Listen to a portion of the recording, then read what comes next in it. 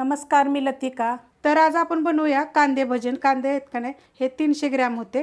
तर हे बघा असे पातळ कापलेले आहेत आणि त्याला पहिलं काय करायचं, हाताने थोडंसं असं सुट्ट करून घ्यायचं। बघा अशा पद्धतीने मोकळं करून घेतलेलं आहे ते। त्यात टाकायची आपल्याला कोथिंबीर, थोडीशी मी जास्त घेतलेली आहे। ह्याच्यामध्ये बघा 4 हिरव्या मिरच्या, अर्धा इंच आलं आणि 6 लसणाच्या पाकळ्या। पण हे जे मिरच्या आहेत ना, पोपटी कलरचे आहेत, ते तिखट बिलकुल नाही आहेत। कुठून घेतलेत ते बरं का, मोठे मोठे असं कुटलेलं आहे। त्यात टाकायचे आपल्याला ओवा हातावर असं चुळून टाकायचा। थोडीशी टाकायची हिंग पावडर, अर्धा चमचा धने पावडर बघा अशी दरदरी कुटलेली आहे। थोडीशी हळद टाकायची, चवीनुसार मीठ टाकायचे आणि हे पहिलं आपल्याला चांगलं मिक्स करून घ्यायचं, जेणेकरून जे ही कांदे आहेत का नाही, पाणी सुटेल। मिक्स करून घेतलंय बघा। तर अशा पद्धतीत बघा हे वल्ला वल्ला होतो, कारण की याला पाणी सुटतं कांद्याला, त्यासाठी आपण दाबून दाबून चांगलं मिक्स करून घ्यायचं। आता हे जे घेतले ना, अर्धी वाटी बघा हे तांदळाचं पीठ घेतलेलं। आता हे आपण टाकून घेऊया याच्यामध्ये, जेवढं लागेल तेवढंच टाकायचं। आता मी ह्याच्यासाठी एवढं अर्धी वाटी मला बरोबर माप माहिती आहे, त्यामुळे मी अर्धी वाटी टाकलेलं आहे। आणि ह्याच्यामध्ये 2 चमचे फक्त घेतलेलं आहे चण्याच्या डाळीचं पीठ। आता हे पण आपण चांगलं मिक्स करून घेऊया।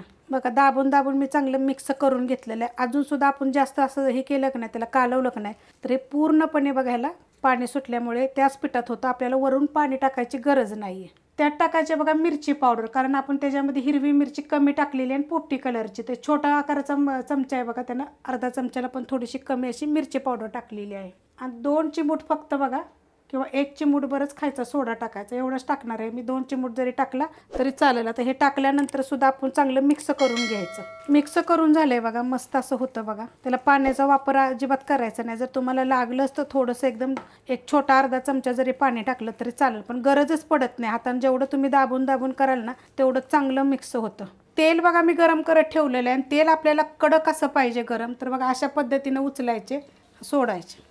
फास्ट गॅसवर केले की नाही की छान असे होतात बघा। चवीला तर मस्त लागतात बरं का। खूप रेसिपी अपलोड केलेल्या आहेत, ह्या पावसाळ्या रेसिपीमध्ये ही तुम्हाला मी दाखवते। ह्याच्या अगोदर बी खूप रेसिपी आहेत आपल्या चॅनलवर भजनच्या। अशा पद्धतीने टाकून घ्यायचे। आता मी एवढेच ना तळून घेते, एकदम पलटी करून घेऊया। एकदम कुरकुरीत होतात बरं का, जसे रोडवर भेटतात ना तशा पद्धतीच होतात, आणि चवीला पण मस्त लागतात एकदम।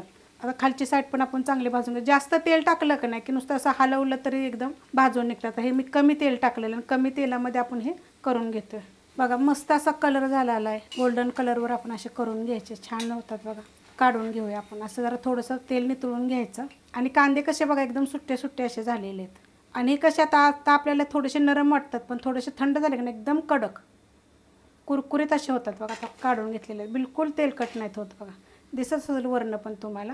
हे बघा काढून घेतलेले। तर ह्यात काय करणार आहे माहिती आहे का, तर ह्या आपल्या पोपटी कलरच्या बघा मिरच्या आहेत माझ्याकडे, तर ह्या पण मी थोड्याशा तळून घेते आणि मग तुम्हाला दाखवते। आता त्याच खायसाठी आपल्याला ह्या बघा मिरच्या टाकून घेऊया। आणि मिरच्यांना काय केलं, मधोमध मी कापून घेतलेलं, तुम्हाला पाहिजे तर तुम्ही त्याच्यामध्ये मीठ पण भरू शकता। आता ह्या पण आपण तळून घेऊया बघा। मस्त अशी मिरची भाजलेली आहे, आणि तिखट नसते पण चवीला छान असते, एक नंबर होते। तर अशी भजी बनवायची ना, अशा थोड्याशा मिरच्या तळून घ्यायच्या, आणि तुम्हाला तिखट नसल्या तर कमी तिखटवाल्या घ्यायच्या। तर अशा पद्धतीने मी बाकीची राहिलेली भजी बनवून घेते। रेसिपी आवडली तर लाईक करा, सबस्क्राईब करा, कमेंट करा आणि शेअर बी करा।